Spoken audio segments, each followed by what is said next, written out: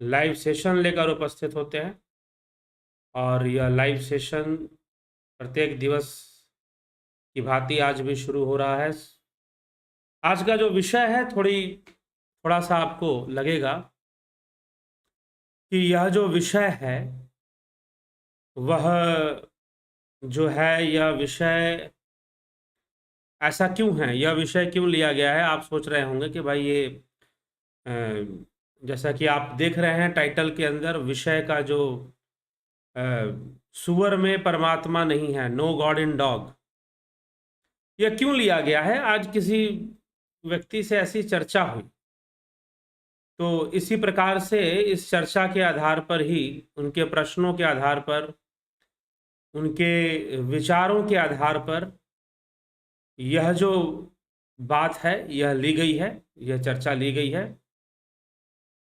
तो यह जो चर्चा है सुअर में परमात्मा नहीं है नहीं है कि नहीं है, ये कैसे हम जानेंगे।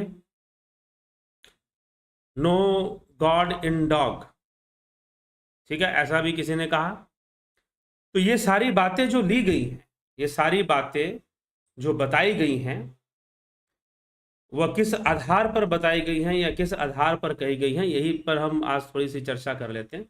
और हमारे देश में एक संस्था है, उस संस्था से जो जुड़े हुए लोग हैं, उस संस्था से जो जुड़े हुए लोग हैं, वो लोग क्या कहते हैं। संस्था से जुड़े हुए लोग यही मानते हैं कि भाई सुअर में परमात्मा नहीं हो सकता। तो बात हुई, चर्चा हुई उनसे, उनसे हमने पूछा कि भाई जो है तर्क क्या है आपका, आप क्यों ऐसा कहते हैं कि सुअर में परमात्मा नहीं है, क्यों ऐसा मानते हैं। तो उन्होंने उत्तर दिया कि भाई सुअर में परमात्मा नहीं हो सकता क्योंकि परमात्मा जो है वह परम पवित्र है। परमात्मा जो है वह परम पवित्र है और सुअर जो है, और सुअर जो है वह क्या है, परम पवित्र नहीं है। वो तो विष्ठा खाने वाला जीव है, वह तो मल खाने वाला जीव है। तो परमात्मा की यह स्थिति है और जो सुअर है वह पवित्र नहीं है। वो तो परम पवित्र तो होना दूर की बात, वो पवित्र भी नहीं है।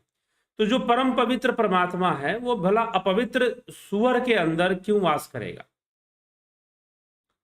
जो परम पवित्र परमात्मा है वह अपवित्र सुअर के अंदर क्यों वास करेगा, उसका वास अपवित्र सुअर में क्यों होगा। अपवित्र सुअर में उसका वास नहीं हो सकता है। क्यों नहीं हो सकता, क्योंकि वह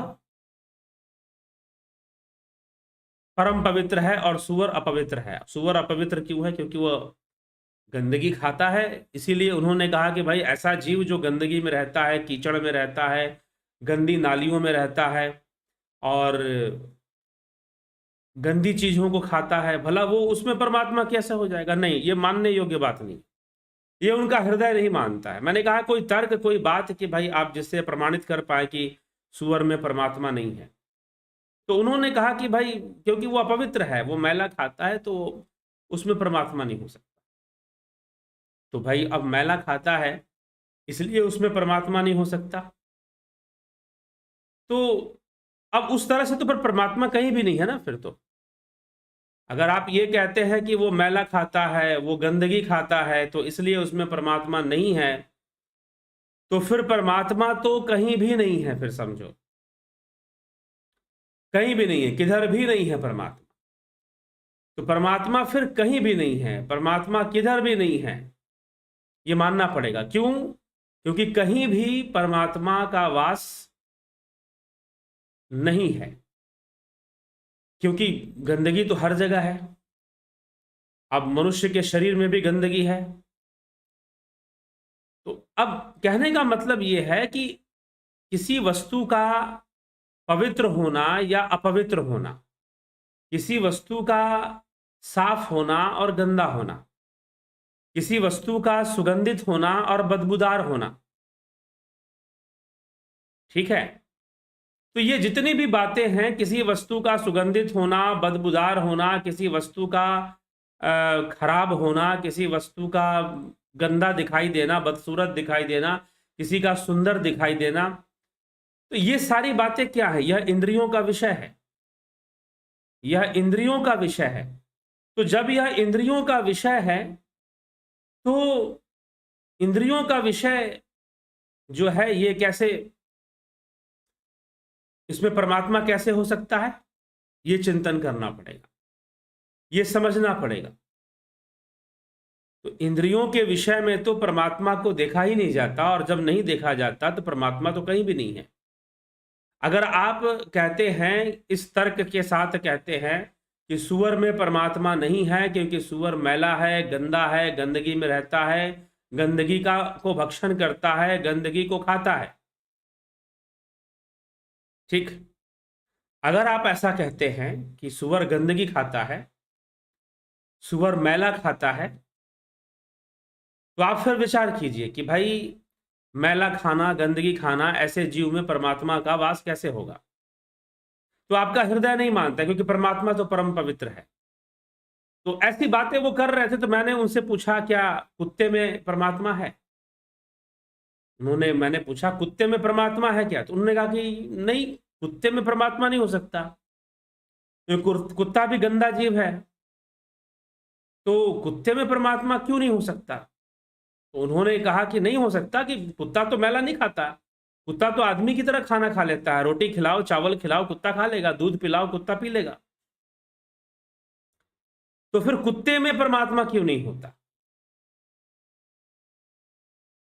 ठीक है, तो कुत्ते में परमात्मा क्यों नहीं होता? क्योंकि अब ये तर्क उनके पास नहीं मिला।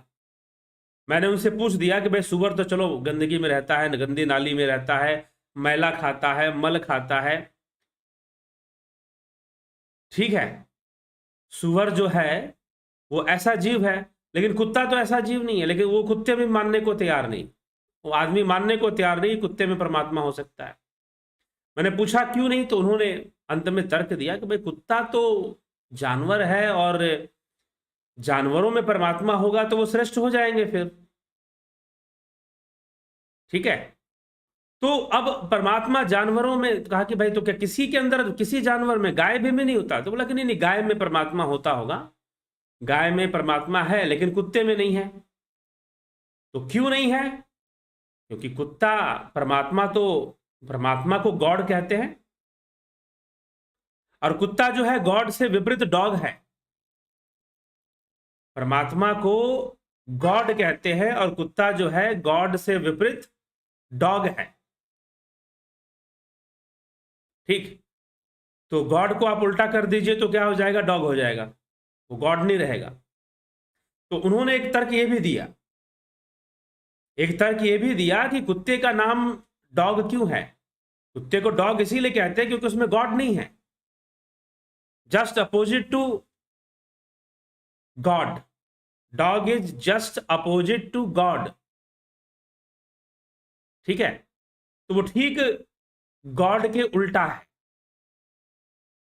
जो गॉड के उल्टा है तो वो डॉग हो गया, और गॉड के उल्टा उसका नाम इसीलिए है क्योंकि उसमें परमात्मा नहीं हो सकता, उसमें डॉग नहीं हो सकता, उसमें डॉग की होने की कोई संभावना नहीं है, और इसीलिए उसका नाम, उसमें गॉड के होने की कोई संभावना नहीं है, और इसीलिए उसका नाम डॉग है। महानुभाव ने ऐसा भी तर्क रख दिया, ऐसे भी तर्क दे दिए। अब आप विचार कीजिए कि भाई तर्कों की क्या सीमा हो सकती है, तर्क कहां तक दिए जा सकते हैं, तर्क कहां तक बताए जा सकते हैं, ठीक है। तो अनेकों तर्क हैं, अनेकों बातें हैं।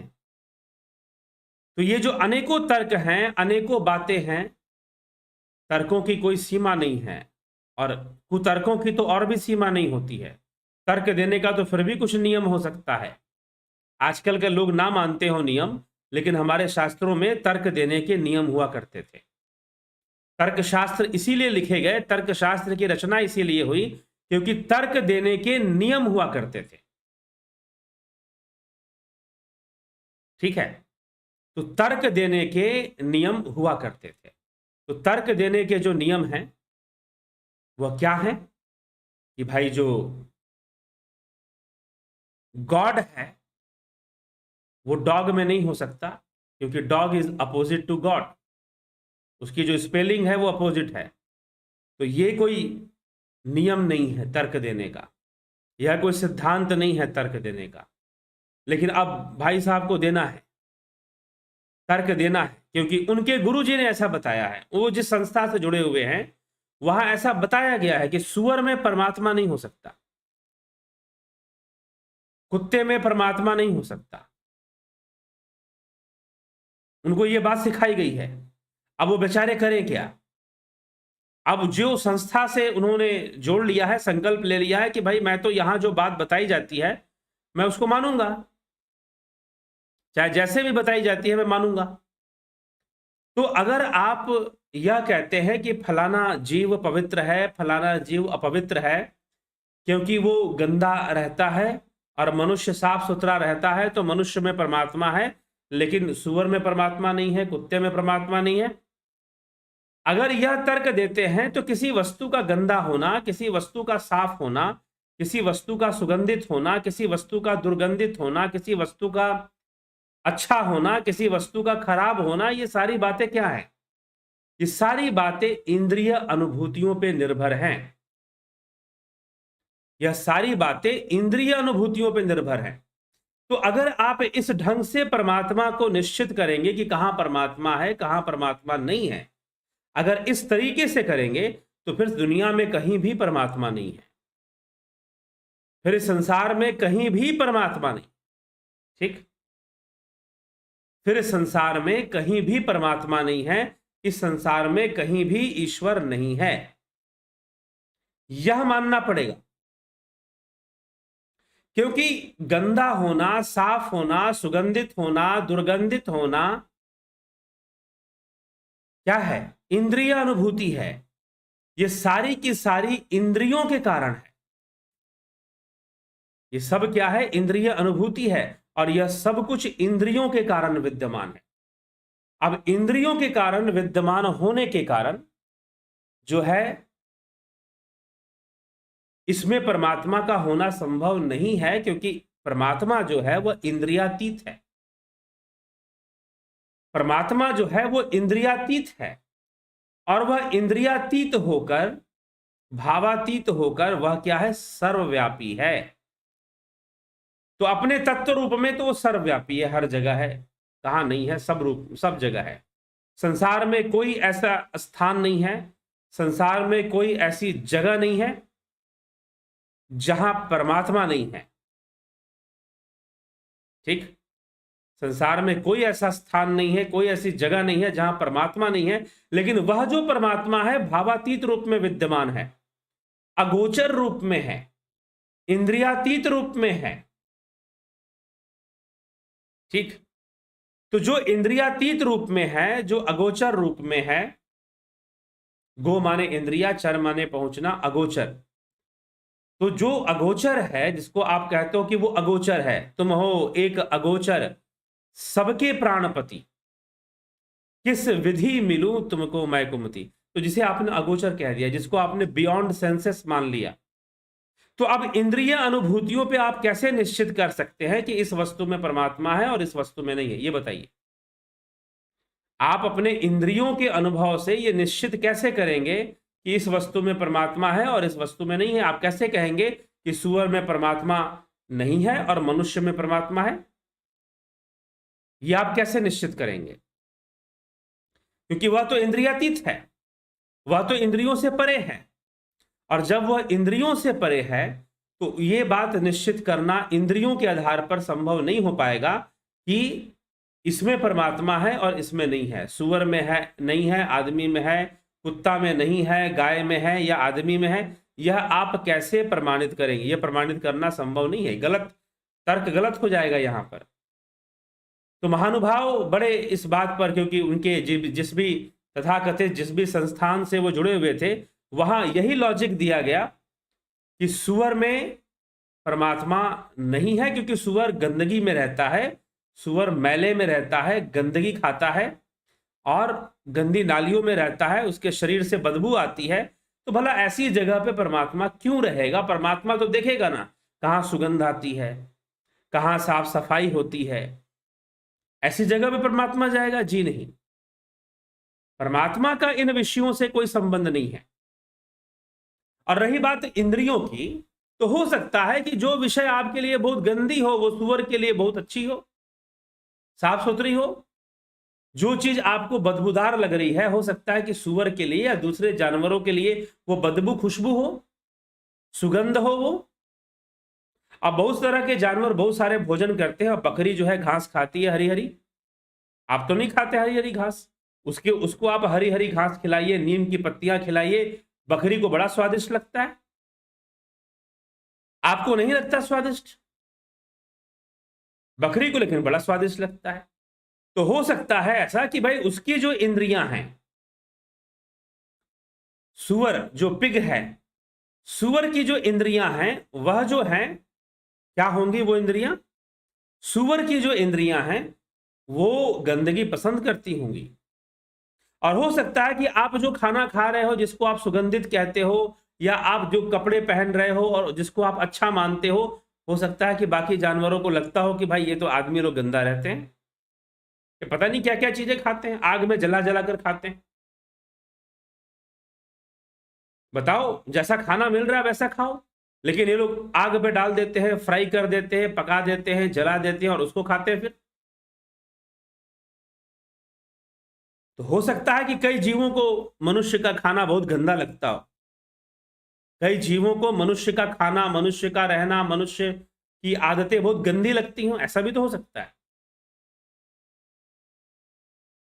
तो इस विषय में एक कथा आती है कि एक बार क्या हुआ कि यमराज देवराज इंद्र के पास पहुंचे।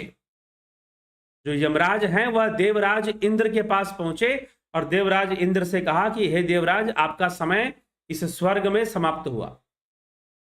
आपका समय जो समाप्त होने वाला है, क्योंकि आपके अपने जो कर्म संस्कार हैं, आपके जो अपने कर्म हैं, अब इस स्वर्ग के अनुकूल नहीं है। अब जो है आपको दूसरा जन्म लेना है, और वो आपका जो दूसरा जन्म है वो सूकर की योनि में होने वाला है। मतलब सुअर की योनि में आपका दूसरा जन्म होने वाला है। यमराज ने देवराज इंद्र को कहा। देवराज इंद्र ने कहा कि नहीं नहीं, मैं तो भाई स्वर्ग का राजा हूं, मैं तो इंद्र हूं। क्योंकि देवता भी एक योनि है, 84 लाख योनियों में बताते हैं देवता भी एक योनि है। वो भी जब तक उनका पुण्य है तब तक वो उस योनि में रहते हैं, स्वर्ग में रहते हैं। और जैसे ही पुण्य छिन्न हो जाते हैं, जैसे ही पुण्य नष्ट हो जाते हैं, तो फिर से वो अपनी नीच योनियों में आ जाते हैं। तो देवता भी एक योनि ही है, ये हमें, इस रहस्य को हमें समझना पड़ेगा। तो देवता भी योनि है। तो देवता को कहा गया, देवराज इंद्र को कहा गया तुम्हें सुकर की योनि में जाना है। अब वो तो घबरा गया, कहा कि नहीं नहीं, मैं तो वहां नहीं जाऊंगा, सुअर तो बड़ा गंदा जीव होता है, और मैं तो देवता बड़ा साफ सुथरा रहने वाला, बड़ा पुण्य को भोगने वाला, बहुत उच्च कोटि का मेरी योनि है, बहुत उच्च कोटि का मेरा जीवन है, मैं तो इसमें रहने वाला हूं। ठीक है, मेरा वास तो यहां पर है, तो इसीलिए मैं कभी सुकर की योनि में नहीं जा सकता। यमराज ने कहा कि नहीं, तुम्हारा कर्म समाप्त हुआ, अब तुम्हारे पाप कर्म तुम पर हावी हो रहे हैं, जिनके कारण जो है तुम्हें सुकर की योनि में जाना ही पड़ेगा, जाना ही पड़ेगा। अब देवराज इंद्र क्या उत्तर दे, कोई जवाब नहीं था। यमराज से कौन लड़ने जाए। और तब यमराज ने उसे उठाकर, उस देवराज इंद्र को क्या किया कि वह जो इंद्र था वो सुकर की योनि में चला गया। यमराज ने कहा कि देखो, कुछ तुम्हारे पाप कर्म आ गए हैं, जिसका फल भोगने के लिए तुम्हें सुकर की योनि में जाना है, कोई विकल्प नहीं है तुम्हारे पास, सुकर की योनि में तुम्हें जाना ही है। लेकिन कुछ समय के लिए, फिर तुम्हारे पाप कर्म नष्ट हो जाएंगे, तुम अपने पुण्यों को भोगने के लिए फिर से स्वर्ग में आ जाओगे, चिंता मत करो। लेकिन देवराज ने सुना, सुनने के बाद कौन ध्यान रखता है, भूल गए। और देवराज इंद्र को उस समय कहते हैं अपनी इंद्र की गद्दी छोड़कर सुकर की योनि में जाना ही पड़ा। अब वो सुअर की योनि में चले गए। जब वो सुअर की योनि में चले गए, अब वहीं पर उनका वास, वहीं रहना शुरू कर दिया, सुकर के योनि में ही अपना जीवन बिताना शुरू कर दिया। अब देखते देखते वो बड़े हो गए, फिर उनके बच्चे पैदा हो गए बहुत सारे, 20 25 30 40 बच्चे हो गए। सूअर के बहुत सारे बच्चे होते हैं, तो बहुत सारे बच्चे पैदा हो गए। अब अपने बच्चों के साथ, अपनी पत्नी के साथ गंदी नाली में कहीं पर पड़े हुए हैं, मैल गंदी चीजें खाए जा रहे हैं, वृष्ठा का भक्षण किए जा रहे हैं। अब वो इस प्रकार से अपना जीवन बिता रहे हैं। अब जीवन बीतते बीतते समय बीता, सूअर की योनि में जिस कर्म के कारण वो सूअर की योनि में थे, वो टाइम भी निकल गया, वो कर्म भी निकल गया। और जब वो कर्म निकल गया तो यमराज फिर से आए कि भाई अब तुम्हें यहां से चलना है। सूअर ने कहा कि भाई कहां जाना है, मुझे तो कहीं नहीं जाना। सूअर ने कहा मुझे कहीं नहीं जाना।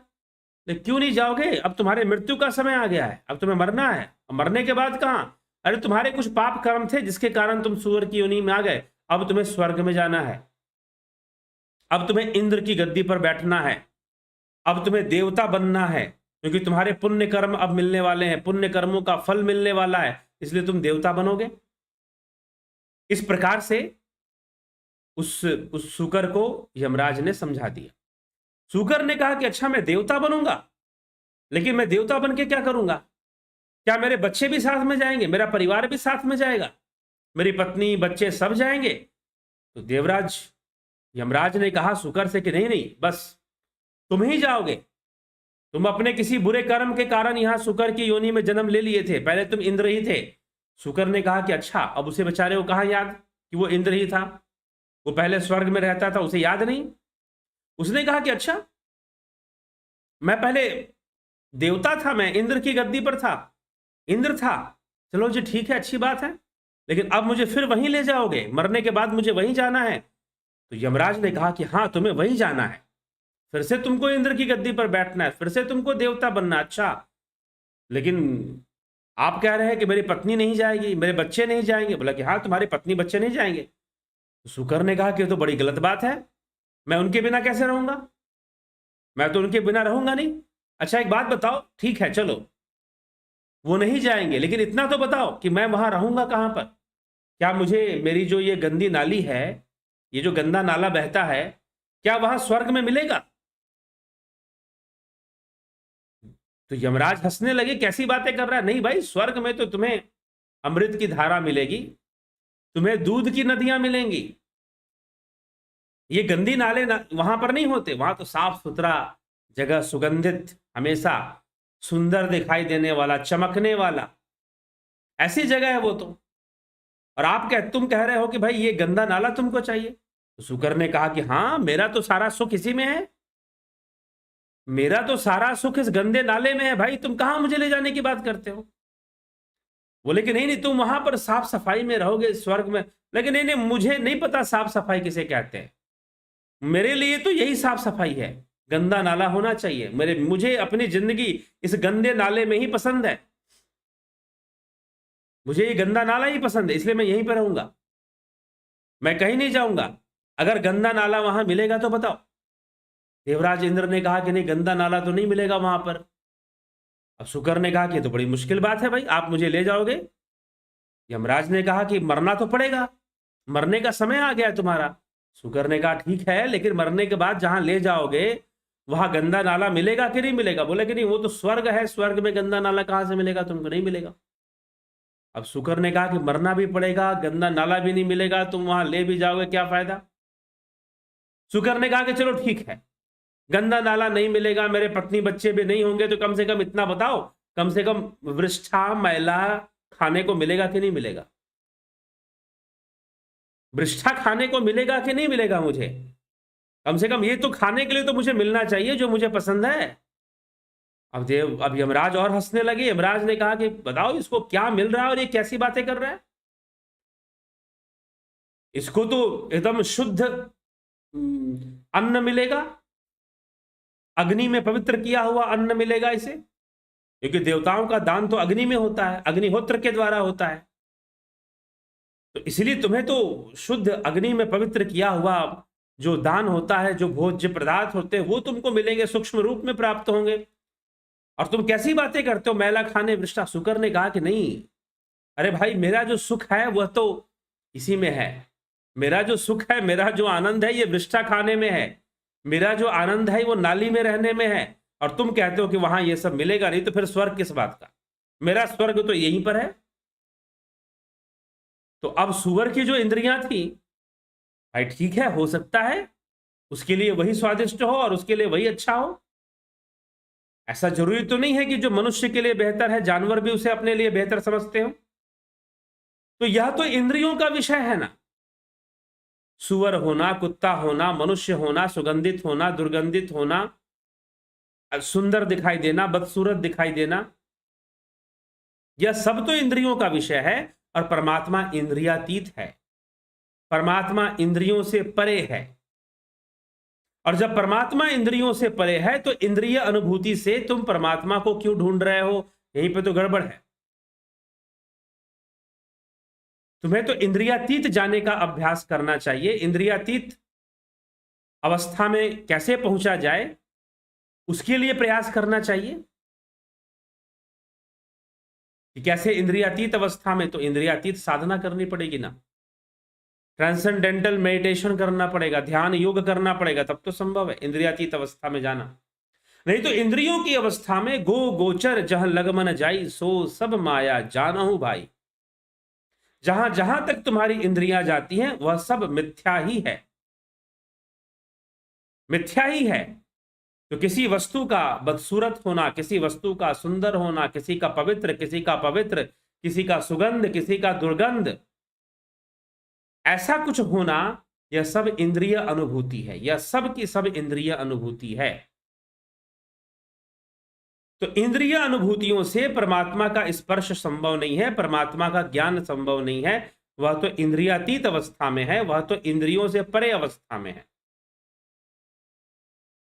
और जो इंद्रियों से परे अवस्था में है उसको आप इंद्रियों से कैसे जानेंगे और कैसे निश्चय करेंगे कि वो कहां पर है और कहां पर नहीं है? हाँ, जहां पवित्रता है, जहां साफ सफाई है, वहां देवताओं का वास, जहां गंदगी है वहां देवताओं का वास ना होता हो, ये कह सकते हैं। लेकिन जब बात परमात्मा की आ जाती है तो परमात्मा सर्वव्यापी है। सर्वव्यापी है, किस रूप में सर्वव्यापी है? तत्व रूप में सर्वव्यापी है, इंद्रिय विषय में सर्वव्यापी नहीं है। अगर आप ये कहते हो कि अपवित्र होने के कारण, गंदा होने के कारण, गंदगी में रहने के कारण, अस्वच्छ होने के कारण सूकर के अंदर परमात्मा नहीं है, तो जितनी भी इंद्रिय विषय है उसमें परमात्मा नहीं है, तो परमात्मा कहीं भी नहीं है। फिर अगर इंद्रियों से ढूंढोगे तो परमात्मा कहीं भी नहीं है। अगर इंद्रियों से जानने की कोशिश करोगे, इंद्रियों से ढूंढने की कोशिश करोगे, तो परमात्मा कहीं भी नहीं है। ठीक है? अगर इंद्रियों के परे जाने की कोशिश करोगे तो मिलेगा। तुम हो एक अगोचर सबके प्राणपति, किस विधि मिलूं तुमको मैं कुमति। तुम हो एक अगोचर सबके प्राणपति, तुम अगोचर हो, तुम इंद्रियों से परे हो, इसलिए हे प्रभु मुझे बताओ किस विधि मिलूं, किस विधि मिलूं तुमको मैं कुमति। मैं तुम्हें कैसे मिलूं, किस विधि से मिलूं, कैसे तुमसे मिलना संभव होगा? किस विधि मिलूं तुमको मैं कुमति। मैं तो कुमति हूं, मेरे पास मति भी नहीं है, विधि भी नहीं है, मैं कैसे मिलूं? और तुम अगोचर हो, तुम तो इंद्रियों के परे हो। तो जब वो अगोचर है, जब वो इंद्रियों के परे है, तो इंद्रिय अनुभूति के आधार पर आप कैसे निश्चित करेंगे कि परमात्मा यहां है और परमात्मा वहां नहीं है? परमात्मा मनुष्य में है लेकिन परमात्मा सूकर में नहीं है। आप यह बात कैसे निश्चित करेंगे, कैसे यह कंक्लूड करेंगे, कैसे इसका कंक्लूजन देंगे, जरा बताइए। ठीक है, तो उन महानुभाव से मैंने यही प्रश्न किया जो आप लोगों से कर रहा हूं। उनसे मैंने यही चर्चा की कि किस आधार पे आप कह रहे हैं। और अलग अलग जीव हैं, उनकी अलग अलग इंद्रियां भी हैं। अब बहुत सारे जीव हैं, हम जैसे कि 7 रंगों की दुनिया देखते हैं, लेकिन चौपाए जीव बहुत सारे हैं, कुत्ता आदि, कुत्ता, बिल्ली, ये ऐसे जीव हैं जो कि सारे रंग नहीं देखते, ये 3 रंग ही देखते हैं। 7 रंग इनको नहीं देखने को मिलता है, ये 7 रंग नहीं देख पाते हैं। इनकी दुनिया सतरंगी नहीं है। और कुछ जीव ऐसे हैं जो कि 7 रंगों से हटकर भी देखते हैं, जैसे अल्ट्रा वायलेट रेज। जैसे इंफ्रारेड रेज, कुछ रेंगने वाले जो रेप्टाइल्स, जिनको हम रेप्टाइल्स बोलते हैं, उनमें ऐसे जीव हैं जो कि अल्ट्रावायलेट रेज या इंफ्रारेड रेज को भी देख सकते हैं। अब चमगादड़ है, चमगादड़ जो है वह तो अल्ट्रासोनिक वेव्स उसके थ्रू देखता है, साउंड वेव्स के थ्रू वो इमेज क्रिएट करता है। हम जो इमेज बनाते हैं लाइट वेव्स के थ्रू बनाते हैं, थोड़ा बहुत साउंड से भी बनाते हैं। हम जो है लाइट वेव से इमेज क्रिएट करते हैं, लेकिन चमगादड़ साउंड वेव से इमेज क्रिएट कर लेता है, तो वो साउंड अल्ट्रासोनिक वेव्स के थ्रू भी देख लेता है वो। अब उल्लू है बेचारा दिन में नहीं देखता, रात को देखता है। अब हमारी जो आंखें हैं गोल है, उल्लू की आंखें सिलेंड्रिकल हैं, हमारी स्फेरिकल हैं, ठीक है। तो हमारा जो वर्ल्ड है, हमारा जो विजन है डिफरेंट है, उल्लू का विजन डिफरेंट है। तो आप ये भी समझ लीजिए, अलग अलग जीवों की इंद्रियां भी अलग अलग हैं और इंद्रिय अनुभूतियां भी अलग अलग हैं। संसार में बहुत कुछ ऐसा है जो ये आंखें नहीं देख सकती हैं। अब आप देख लो, आप इंटरनेट पर ये लाइव देख रहे हैं, आप इलेक्ट्रोमैग्नेटिक वेव्स हैं, क्या आप अपनी आंखों से देख पा रहे हैं कि इलेक्ट्रोमैग्नेटिक वेव्स कैसे आ रही हैं आपके मोबाइल में? नहीं देख पा रहे ना। तो हम अपनी आंखों से बहुत कुछ ऐसा नहीं देख पाते जो एग्जिस्ट करती हैं। हम अपनी आंखों से ऐसा बहुत कुछ नहीं देख पाते जो एग्जिस्ट करती हैं, लेकिन हमारी आंखें वो चीज नहीं देख पाती हैं। वैसे ही अलग अलग जानवरों की, अलग अलग जीवों की अलग अलग फैसिलिटी है, अलग अलग उनके नेत्र हैं, अलग अलग उनकी इंद्रियों की साइज है, तो उसका विजन भी डिफरेंट डिफरेंट बनता है, अलग अलग विजन क्रिएट होता है। ऐसा नहीं कि जैसा इमेज किसी वस्तु का आपके आपके ब्रेन में बन रहा है या आपकी आंखों में बन रहा है, वैसा ही इमेज उल्लू की आंखों में बनेगा नहीं। उसका तो आंख स्फेरिकल है ही नहीं, सिलिंड्रिकल है, तो इमेज फॉर्मेशन भी डिफरेंट होता है। इमेज फॉर्म हो सकता है कि जो वस्तु आपको बहुत सुंदर लग रही हो वो उसको बदसूरत दिखाई दे। अब उसकी आंखें अलग टाइप की हैं, तो अब जो वस्तु आपको सुंदर दिखाई दे रही हो, कोई वस्तु हो, कोई दृश्य हो, कोई व्यक्ति हो, आपको सुंदर दिखाई दे रही है, हो सकता है कि उल्लू की नजरों में वो बदसूरत हो सकता है कि जो स्मेल, जो गंध जो है आपको दुर्गंध पता चल रही है, हो सकता है किसी दूसरे जानवर को सुगंध के रूप में समझ में आए। ठीक है, वह जो है किसी और रूप में उसको समझ, तो इंद्रियां जो है वो अलग अलग हैं, तो इंद्रिय अनुभूतियां भी अलग अलग हैं। तो दुनिया उतनी ही नहीं है जितनी आपकी आंखें देखती हैं। या तो आंखों का दोष है कि वो पूरा पूरा देखती ही नहीं है, आधी अधूरी देखती हैं। दुनिया उतनी ही नहीं है जितना आपकी आंखें देखती हैं।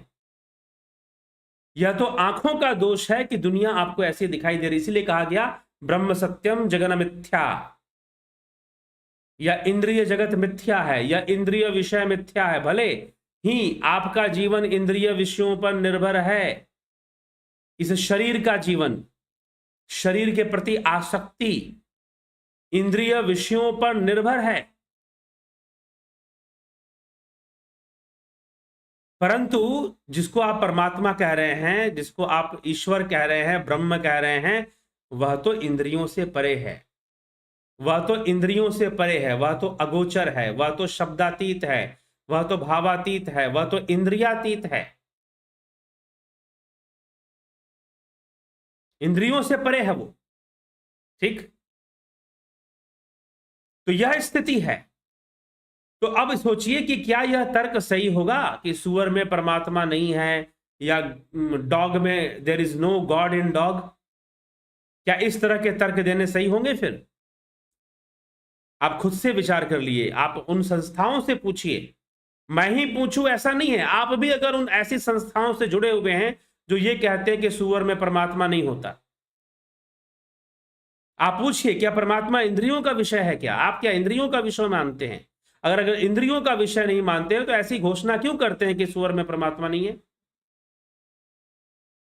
यह प्रश्न करना चाहिए ऐसे लोगों से, यह प्रश्न करना चाहिए। फिर आप बोलोगे नहीं, जो उनको मानते हैं मानने दो, जो उनकी अभिव्यक्ति है उनको अभिव्यक्त करने दो। तो अभिव्यक्ति तो सबकी है ना, मानने तो सबकी है। तो अगर किसी एक व्यक्ति के पास किसी एक व्यक्ति को जवाब देने का अधिकार नहीं, तो उस व्यक्ति को फिर जवाब देने का क्या अधिकार, वो भी नहीं दे सकता। फिर ये बात फिर यहां पर आ जाएगी, क्योंकि अधिकार तो बराबर हो जाएंगे ना फिर। तो ये चीज है, तो इसीलिए हमें इस बात पर विचार कर लेना चाहिए। तो सुअर में परमात्मा नहीं है ऐसी कोई बात नहीं है, तत्व रूप में परमात्मा सर्वव्यापी है। इंद्रियों से अगर समझना चाहते हो तो कहीं भी नहीं है फिर तो, क्योंकि इंद्रिय जगत मिथ्या है और परमात्मा मिथ्या नहीं है। इंद्रिय जगत मिथ्या है और परमात्मा मिथ्या नहीं है। तो इसीलिए आप इस मिथ्या संसार में आप परमात्मा को ढूंढते हैं, इंद्रियों से ढूंढते, यह दुर्भाग्यपूर्ण है, यह विडंबना है, यही सबसे बड़ी विडंबना है। तो हमें यह विषय थोड़ा समझना पड़ेगा, इस विषय पर हमें थोड़ा ध्यान देना पड़ेगा। ठीक है, तो जो परमात्मा है वह इंद्रियों के परे है। तो सुअर का होना, गंदगी का होना, गंदा होना, पवित्र होना, अपवित्र होना, यह सब इंद्रिय विषय है, इंद्रियों का ही विषय है यह सब।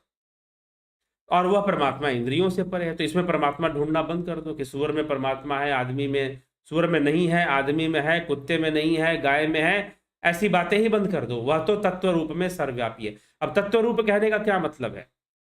तत्व रूप कहने का मतलब है जो, जिससे सब कुछ बना है, जिससे सब कुछ निर्मित है। अब यह कपड़ा है, यह कपड़ा क्या है? सूत से बना है, सूत से बना है यह कपड़ा। तो इसका तत्व क्या है? सूत है। वैसे यह संपूर्ण ब्रह्मांड ब्रह्म से ही बना है, यह ब्रह्म के ही गर्भ से है, गर्भ में है। तो यह संपूर्ण ब्रह्मांड ब्रह्म से ही बना है, इसीलिए ब्रह्म से ही बना है, मतलब ब्रह्म ही मूल तत्व है। तो यह संपूर्ण संसार का जो मूल तत्व है वह ब्रह्म है, इसलिए ब्रह्म तत्व रूप में सर्वव्यापी है। ब्रह्म जो है तत्व रूप में क्या है? सर्वव्यापी हो जाता है फिर। ठीक जिज्ञासुओं, तो यह हमें समझना है। तो तत्व, मूल तत्व क्या है? तो मूल तत्व ब्रह्म है, वास्तविक तत्व ब्रह्म है। तो उस ब्रह्म का तत्व ज्ञान की चर्चा होती है सांख्य में, सांख्य शास्त्र में। ठीक है, तो यह तत्व ज्ञान का विषय है। इसीलिए तत्व ज्ञान मतलब कि उस तत्व को जानना जिससे सब बना है, उसकी सत्ता को जानना। तो वह इंद्रियों के परे है और हम इंद्रियों में ढूंढ रहे हैं, यही विडंबना है। और जब तक हम इंद्रियों में ढूंढ रहे हैं तब तक हमारी बातें गलत हैं कि सुअर में परमात्मा नहीं है और आदमी में है। यह इंद्रिय विषय ही तो हो गया। तो इंद्रियों में ढूंढना बंद कर दीजिए, इंद्रियों में ढूंढना बंद कर दीजिए और अंतर्मुखी होइए, अतेंद्रिय हो जाइए, अतेंद्रिय साधना कीजिए, अतेंद्रिय ज्ञान को प्राप्त कर लीजिए।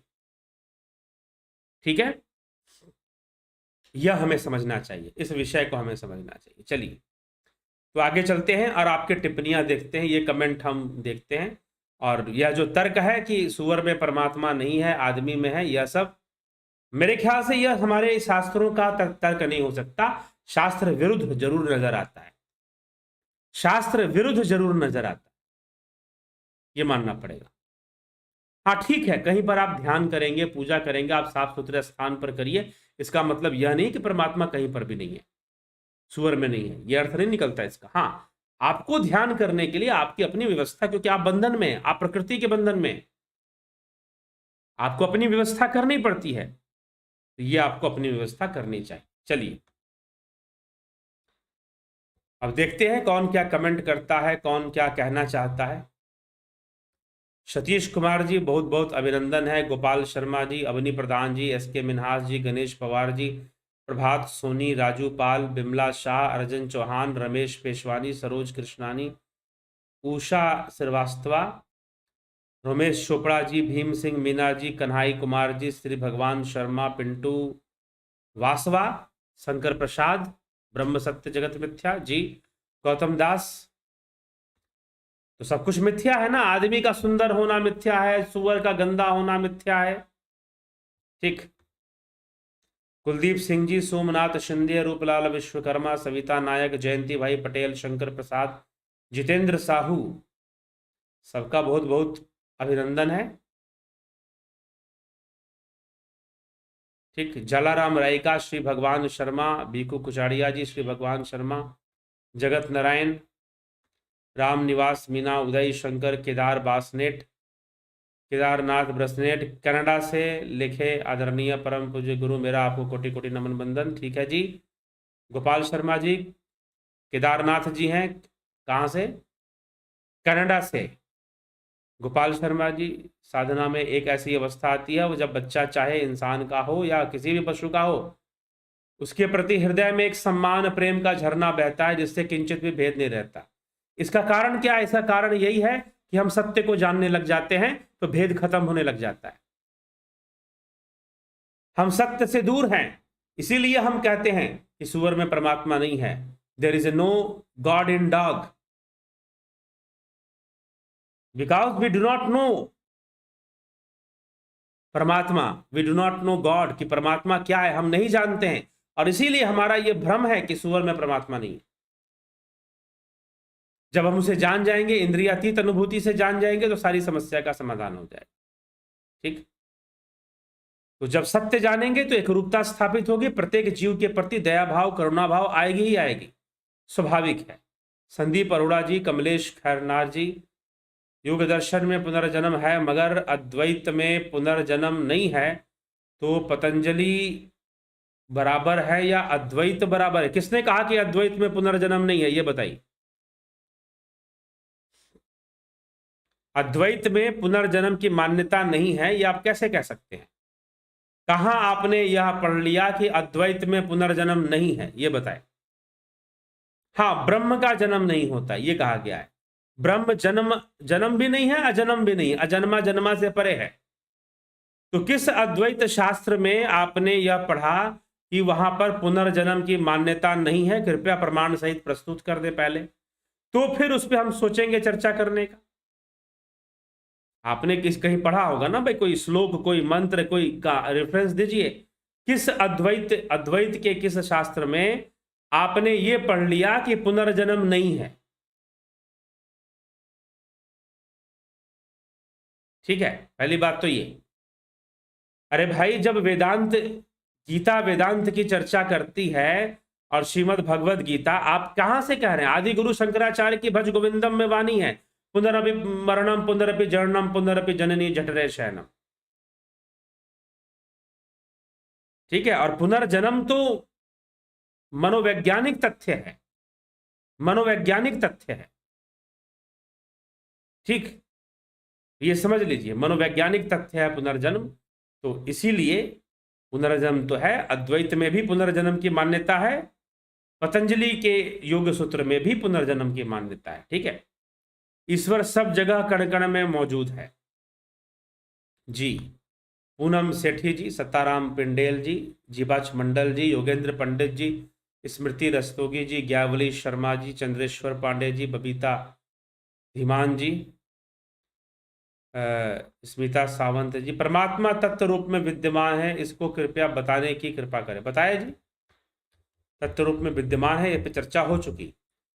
ए.के. भट्ट जी, संदीप अरोड़ा जी, गुरु जी, जितना भी जीवों के मांस का व्यापार होता है, जिसमें उनकी स्वाद के लिए बुरे तरीके से हत्या होती है, क्या यह प्रकृति द्वारा जीवों के कर्म का दंड है? क्या मनुष्य को भी इसमें पाप लगता है? जी बिल्कुल, यह प्रकृति द्वारा जीवों को दंड ही है। और दूसरी बात, जो जैसा कर्म करेगा उसको वैसा फल मिलेगा। जब फल बुरा मिलता है तो आप कहते हो पाप कर्म है, जब फल अच्छा मिलता है तो आप कहते हो पुण्य कर्म है। ठीक है, तो प्रकृति को पाप और पुण्य से लेना देना नहीं है। प्रकृति पाप और पुण्य का निश्चय नहीं करती है। पाप ये पाप है, यह पुण्य है, यह मनुष्य निश्चय करता है। यह मनुष्य ही निश्चय करता है अपनी सुविधा के अनुसार। ठीक है। आप जैसा कर्म करोगे, अगर आपने दूसरों को कष्ट देने का कर्म किया है, जैसे कि आप मीट काटते हैं, मांस खाते हैं, तो अगर आपने दूसरों को कष्ट देने का कर्म किया है तो निश्चय ही उसका फल भी उसी प्रकार से प्राप्त होगा, उसका फल भी उसी प्रकार से प्राप्त होगा। फिर तो आप कह सकते हैं कि पाप। गंभीर शाह जी, ओम तत्सत। Shankar Prasad, amrit is distributed here, come drink as much as you can, so side effect of excess drinking alcohol spoil your health, drink the wisdom of the guru. Okay, Ajit Aparajit ji, Shankar Prasad ji, Shankar Prasad, गुरु एक व्यक्तित्व नहीं बल्कि असीम व अखंड प्रेम, ज्ञान और करुणा का सागर है। Okay okay hacker,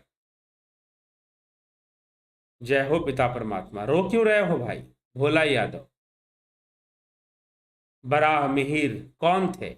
Varaha Mihir बहुत बड़े खगोल शास्त्री, बहुत बड़े ज्योतिषविद थे हमारे देश में। ठीक है, क्या अहम का कोई वास्तविक अस्तित्व है? जी हाँ है, वास्तविक अस्तित्व नहीं, अस्तित्व है, ये बोलिए। विकसित हो गया है वो प्रकृति से ही। भोला यादव बराह मिहिर कौन थे? चर्चा कर दी मैंने। बराह मिहिर खगोल शास्त्री थे, ज्योतिषविद थे। आज का विषय बराह मिहिर का नहीं है कि उनके ऊपर पूरा पूरा बताएंगे, इतना बता दिए, खगोल शास्त्री थे, ज्योतिषविद थे। दीप्तिकांता सिंह जी, दीप्तिकांत जी प्रणाम जी। अगर हम सभी को भगवान माने लेकिन दूसरों ने हमारा बुराई करे तो इसका क्या भेद है? देखिए, सभी को भगवान माने, आप सभी को भगवान क्यों मानेंगे? आपका प्रश्न है कि हम सभी को ईश्वर माने, परमात्मा माने। भगवान तो सबको माना नहीं जा सकता है, क्योंकि भगवान तो कोई कोई ही हो सकता है। परमात्मा सर्वव्यापी है, ईश्वर सर्वव्यापी है, लेकिन आप कैसे मानेंगे? इंद्रिय जगत में तो ऐसा नहीं है। प्रकृति के गुणों के कारण ही मनुष्य है, और प्रकृति के गुणों के कारण वो पाप करता है, पुण्य करता है।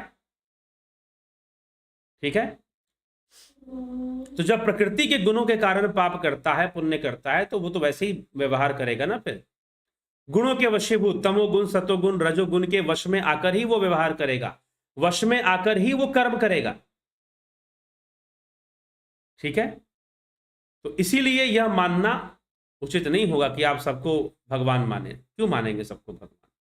ठीक है, हाँ, आप एक विवेक दृष्टि रखिए कि हाँ, ईश्वरीय चेतना सब में है, परमात्मा का वास सब में है, लेकिन व्यक्ति जो कर्म कर रहा है वो अपने गुणों के वशीभूत कर रहा है, त्रिगुणी माया के वशीभूत कर रहा है, पाप भी कर रहा है, पुण्य भी कर रहा है। लेकिन जो पाप कर रहा है परमात्मा उसमें भी है, जो पुण्य कर रहा है परमात्मा उसमें भी है, लेकिन आपका व्यवहार भी उनके व्यवहार के अनुकूल होगा। ठीक है, जब कृष्ण कह रहे हैं कि मैं सब में वास करता हूं, हृदय सर्वस्य तिष्ठति, जब वो कह रहे हैं तो मैं सबके हृदय में जब वास करता हूं, वो कह रहे हैं, तो पापी हो चाहे पुण्य आत्मा हो, सबके हृदय में। जिन लोगों को वो अर्जुन से कह रहे हैं कि भाई युद्ध करो और इनका वध करो, इनको मारो, तो जिनका जो मरने वाले हैं, जिनका वध हो रहा है अर्जुन के द्वारा, उनमें भी तो कृष्ण का वास हुआ, उनमें भी तो कृष्ण का वास मानना पड़ेगा।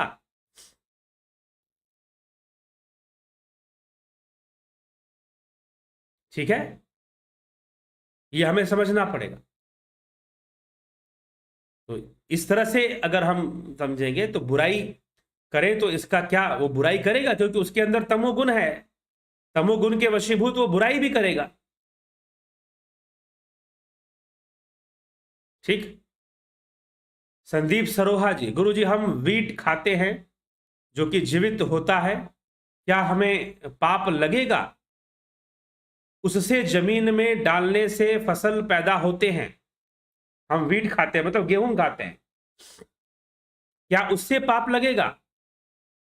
खा तो रहे हो ना, कर्म तो बनेगा। कर्म तो तब भी बनेगा जब तुम श्वास लेते हो,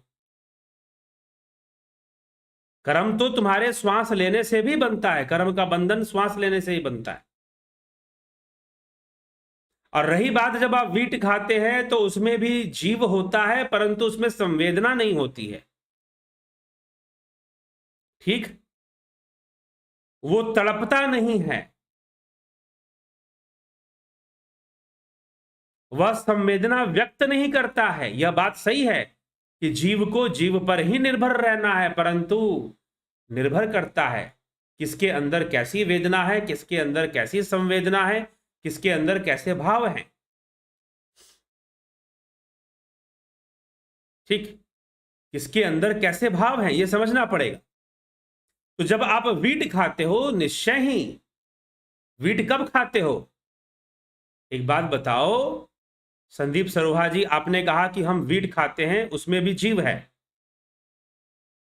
कब खाते हो वीट? गेहूं की फसल कब काटते हो बता दो? जब वह पक जाती हैं, जब वह मृत हो जाती हैं। धान की फसल कब काटते हो?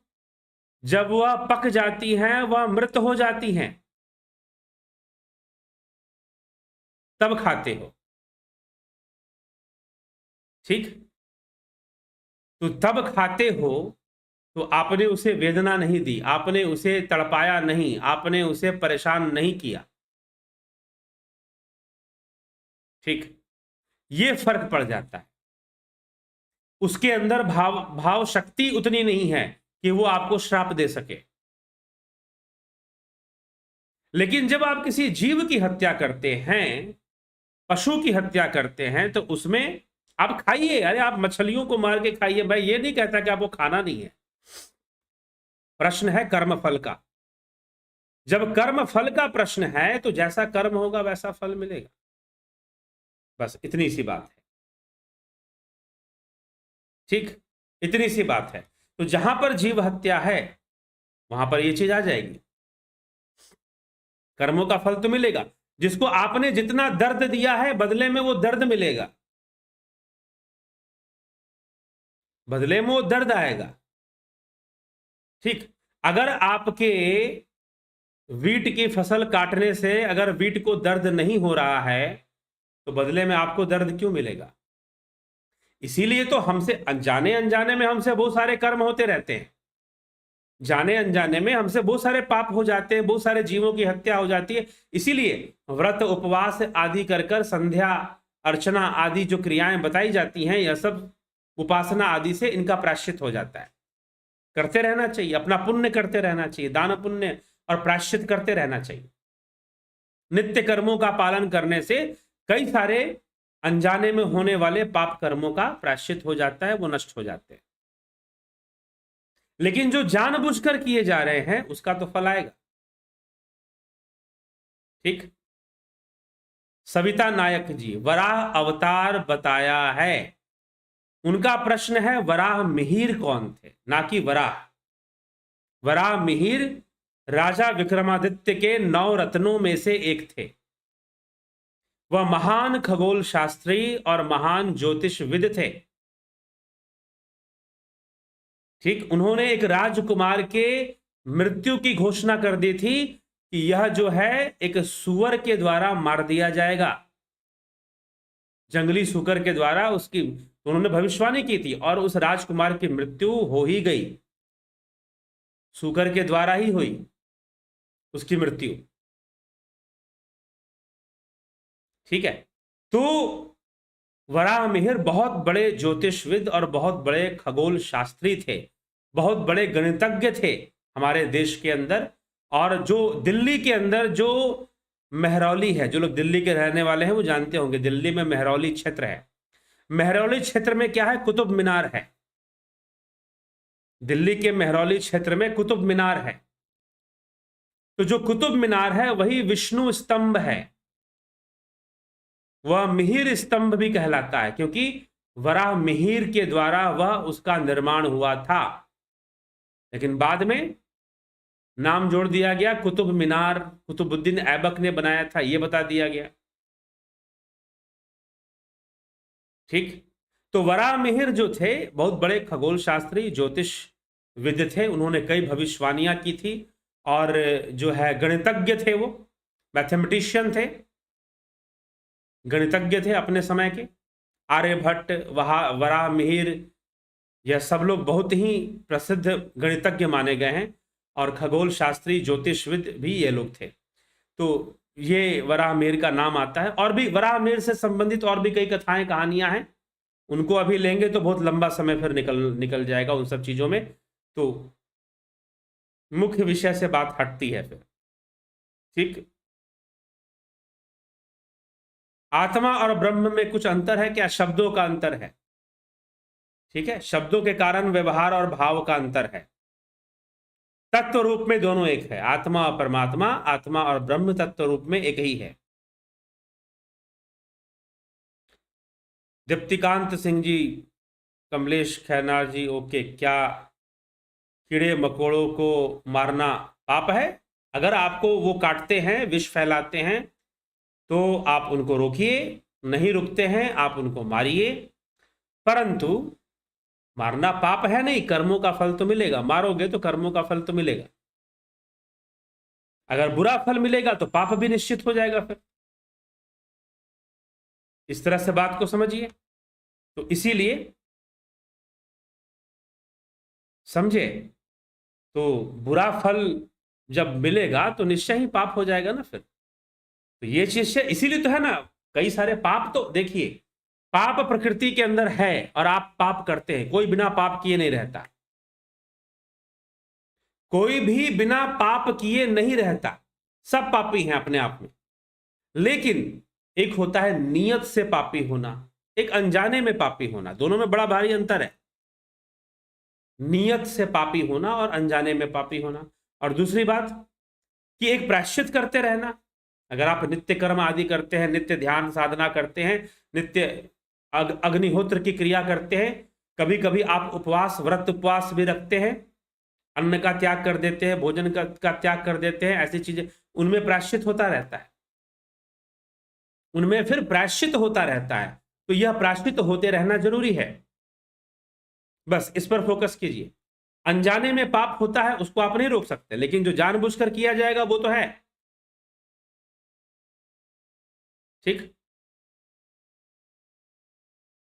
समझ गए, ये चीज है, इसको हमें समझना है। बबीता धीमान जी, ओके हैकर जी, क्या कीड़े, ठीक है बबीता धीमान जी, आज ये अच्छा लगा कि श्वास लेने में भी कर्म बनता है, बिल्कुल बनता है।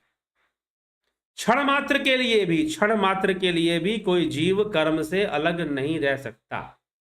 इसीलिए निष्कर्म की अवस्था में पहुंचने के लिए यह श्वासें भी रुक जाती हैं।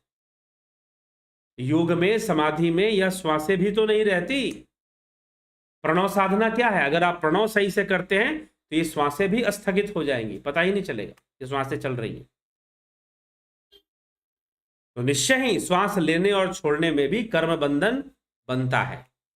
शंकर प्रसाद जी, धन्यवाद। स्मिता सावंत जी, हम चलते हैं तब हमारे पैर के नीचे कितने जीव जंतु मर जाते हैं, तो प्रायश्चित कैसे करें? प्रतिदिन प्रतिदिन प्रातः काल स्नान कर कर थोड़ा सा अग्निहोत्र जरूर कर लें। ठीक है, अग्निहोत्र जरूर कर लें। सप्ताह में अगर एक दिन का व्रत रखें, या फिर पक्षियों को दाना डालें, अपने कमाए हुए धन में से जो अन्न आपने खरीदा है उस अन्न से जीव जंतुओं को भोजन दें।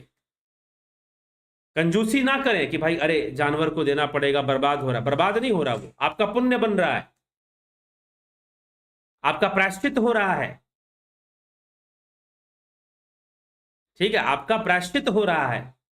तो इसीलिए अगर आप ऐसा कर्म करते हैं, सुबह सुबह स्नान आदि कर कर ध्यान करना और अग्निहोत्र करना और पशु पक्षियों को अपने कमाए हुए धन से जो अन्न आपने खरीदा है उसमें से थोड़ा सा पशु पक्षियों को प्रतिदिन प्रतिदिन दें। अगर आप ऐसा करते हैं तो आपके द्वारा अनजाने में, आपके पैरों के तले जो अनजाने में जीव जंतु मर जाते हैं, उसका प्रायश्चित हो जाएगा, उस पाप से मुक्ति मिल जाएगी, उस कर्म से मुक्ति मिलेगी फिर।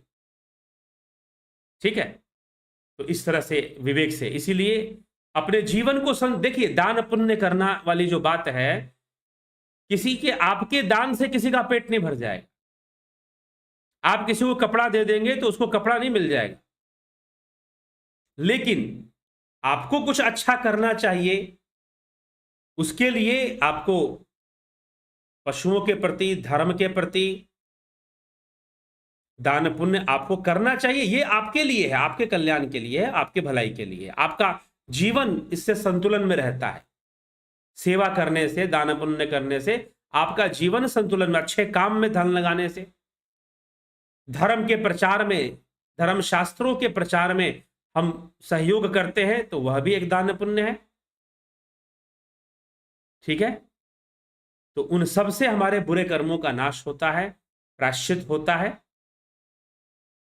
ये है विवेक और बुद्धि, स्पिरिचुअल विथ साइंटिफिक प्रूफ। विवेक और बुद्धि क्या एक ही चीज है या अलग अलग है? विवेक और बुद्धि, जी हां, तत्व रूप में यह भी एक है लेकिन अलग अलग है। विवेक जो है डिस्क्रिमिनेशन पावर है, जो कि ज्ञान से संपन्न, आत्मज्ञान से संपन्न, बाहरी ज्ञान से नहीं, आत्मज्ञान से संपन्न जो बुद्धि आती है, जो सत्संग से विवेक बुद्धि जागृत होती है या समझ पैदा होती है, वो समझ ही विवेक है। तो बुद्धि और विवेक एक बिल्कुल एक नहीं है। विवेक का संबंध ज्ञान से है, विवेक का संबंध जो है डिस्क्रिमिनेशन से है, निर्णय लेने की क्षमता से है। विवेक का जो संबंध है वह सद्ज्ञान से है, सद्बुद्धि से है। तो इसीलिए विवेक का संबंध, विवेक और बुद्धि एक नहीं है। बुद्धि गलत भी हो सकती है, सही भी हो सकती है। बुद्धि तो भाई जो आतंकवादी हैं, असुर हैं, वो भी बड़े बुद्धिजीवी होते हैं। कई बार बड़े बड़े इंजीनियर भी इन सब कामों में लग जाते हैं। ठीक है, तो ये कहना कि बुद्धि और विवेक एक ही है, ऐसा नहीं है। चलिए, शिव ओम तत्सत जी। शंकर प्रसाद जी, क्या कोई ब्रह्म ज्ञानी बन जाते हैं? क्या उनका कर्म समाप्त हो जाता है या फिर कर्म कटना? कोई ब्रह्म ज्ञानी नहीं बन जाता जिससे कि आप मिल पाओ। ठीक है, यही केनोपनिषद में कहा गया कि भाई सब जो कहता है कि मैं ब्रह्म ज्ञानी हूं, इसका मतलब वो ब्रह्म ज्ञानी है ही नहीं। ठीक, जो कहता है कि मैं इतना इतना जानता हूं ब्रह्म के विषय में, तो फिर ठीक है, क्योंकि वो सब कुछ नहीं जानता। तो इसीलिए ब्रह्म तो अनंत है, इसलिए ब्रह्म ज्ञानी होना भी असंभव ही है। हाँ, मार्गी होना, ब्रह्म ज्ञान का मार्गी होना संभव है। तो जो मार्ग पे कुछ चलेगा उसे अनुभव तो होगा, कुछ ना कुछ वो जानेगा फिर। तो कर्म समाप्त होता है कैवल्य में, कर्म की समाप्ति कैवल्य समाधि में होती है। बानवीर गिरगार जी, नमस्ते आचार्य जी, आप छांदोग्य उपनिषद पर चर्चा जारी रखेंगे? जी हाँ, आएगा आएगा, बिल्कुल आएगा, बिल्कुल आएगा। अनूप कुमार, गंगा में मछली डालना कैसा होता है? मछली डालना, डालिए मछली गंगा में, जीवों को जीवन दीजिए, अच्छी बात है। भोजन डालिए, मछलियों के लिए भोजन डालिए। तरह तरह के कई दोष और विकार जो है ज्योतिष से संबंधित, ग्रहों से संबंधित दूर हो जाते हैं अगर मछलियों को दाना डाला जाए, मछलियों को भोजन डाला जाए तो। ठीक है, तो यह रहस्य है इसके पीछे। चलिए, तो इसी के साथ विचारों को विराम देंगे और अगला जो ध्यान योग का कोर्स है 29 अक्टूबर से शुरू होने वाला है। आज 19 तारीख हो गया और 9 दिन बाकी है। लोग ज्वाइन कर रहे हैं, जिसको ज्वाइन करना है शीघ्र अतिशीघ्र ज्वाइन कर लीजिए और इसका पूरा पूरा लाभ उठाइए। चलिए, इसी के साथ विचारों को विराम देते हैं। बहुत बहुत आभार आप सभी का इस लाइव सेशन से जुड़ने के लिए, इस वीडियो से जुड़ने के लिए। अगर आपको लगता है कि हाँ, ऐसी चर्चाएं हमें मिलनी चाहिए, समाज को मिलनी चाहिए, तो अवश्य ही आप वीडियोस को शेयर भी करिए। बहुत बहुत आभार आप सभी का।